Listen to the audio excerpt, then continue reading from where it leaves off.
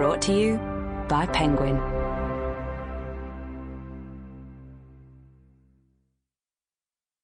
Everest, the First Ascent.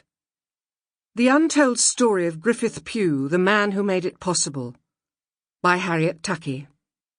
Read by Sandra Duncan. Introduction. The Anniversary Lecture.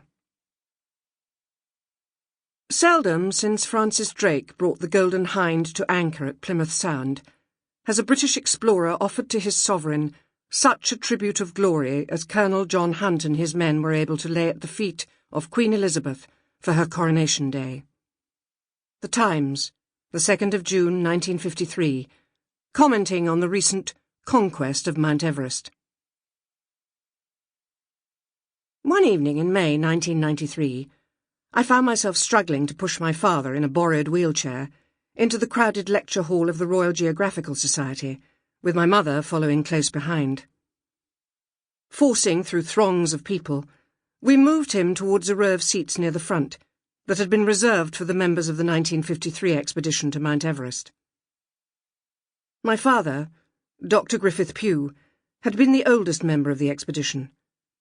The lecture we were about to hear was a celebration of the 40th anniversary of the conquest of Everest. I was only 6 in 1953, but I can still remember the euphoric public reaction to the news of the British triumph. Everest was climbed on the 29th of May.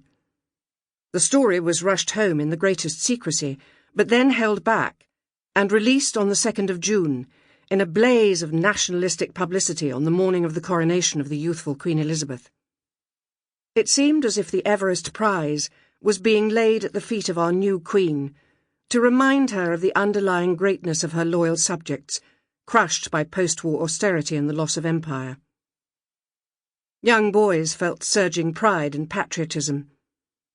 It was a cheering, uplifting moment, and now it was being celebrated, 40 years on, with an illustrated lecture given by members of the expedition, to be followed by a glittering reception, at which Queen Elizabeth would be the guest of honour. The members of the 1953 expedition had been allocated seats in the second row, directly behind the Queen and other members of the royal family. There was an air of tension among the officials, who were trying to make sure that the large audience would be in their seats in time to rise, respectfully, at the royal entrance. Suddenly it occurred to them that my father's wheelchair might be an obstruction if it was allowed to remain near the front, and after much dithering and chopping and changing, they resolved to leave my mother at the front and shunt my father to the very back of the lecture hall, where he would be out of the way. There I left him, sitting alone in his wheelchair in the back aisle, a diminutive, hunched figure, who had once been so tall, strong and athletic. His unruly red hair, which had faded to the colour of ripe corn, but betrayed no trace of grey to testify to his 83 years, was plastered down with trumper's oil, and his thick spectacles drooped, slightly askew, on his nose. I had agreed to go to the RGS reluctantly, only because my mother had persuaded me to help with transport for this prestigious occasion. My father had become partially disabled from a series of accidents, and my mother, who was not strong, felt unable to handle the wheelchair herself. He had been a remote and irascible parent.